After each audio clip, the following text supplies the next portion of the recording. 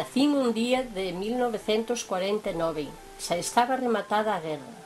A mí non me tocou vivila, pero ao meu pai sí. E como el mesmo decía, unha cousa é falar da guerra e outra é verse nela. Non vivín unha guerra, pero sí unha posguerra. A miña infancia pódese decir que foi feliz dentro de certos obstáculos que me tocaron pasar, como unha forte meningite cun ano de vida.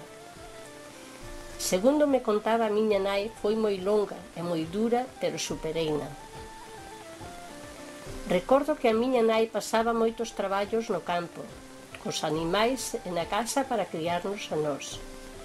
Daquela se facía todo á man, incluso as mantas e as nosas roupas. Na época dos meus pais se pasaba moita fame.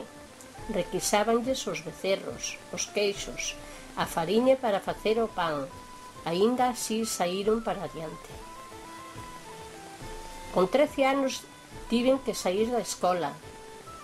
Empecé a coidar as vacas. Día eu e máis dúas veciñas. As sacábamos a pacer, as muxíamos e ata facíamos o queixo nun cazo que levábamos ao campo.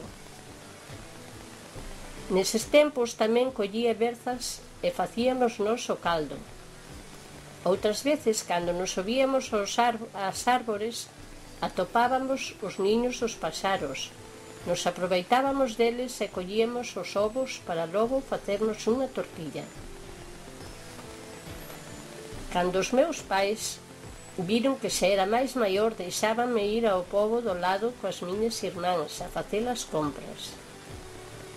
Eu aproveitaba e mercaba uns anzois e cando levaba a pacer e as vacas poñíame a pescar troitas no río que pasaba polo prado.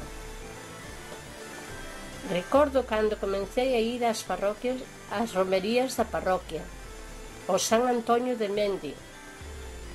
Celebrábase nun campo de carballos que tiñan centos de anos. Un dos carballos botaba flores brancas polo día da festa. Xusto ao pasar a romería marchitábanse. Din que se non se lle facía a novena ao santo, marchitábanse antes. Tivo que pasar algún ano máis ata que me deixaron ir a outras festas máis lonxanas, como ao Rosario de Cumbraos, o Carme de Vilasantar, as festas de Lourdes en Curtis. Nós nos xuntábamos todos os veciños e íamos e viñamos andando. Moitas veces o pasábamos mellor polo camiño a contos que nas propias festas. Foi con 21 anos cando tiven o meu único fillo. Andivera con mozo durante 3 anos, pero fun nai solteira.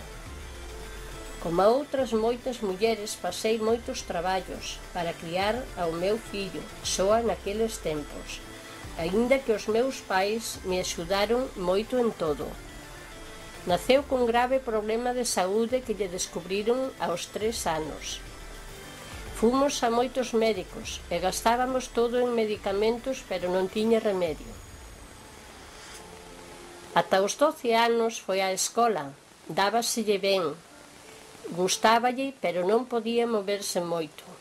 Decideu, grazas aos ánimos das súas primas, facer un curso de correspondencia. Elixeu a informática. Estivo estudiando durante 6 anos e sempre sacou sobresaínte. Daquela eu lle encendía e apagaba o ordenador. Agora estou aquí escribindo os meus recordos.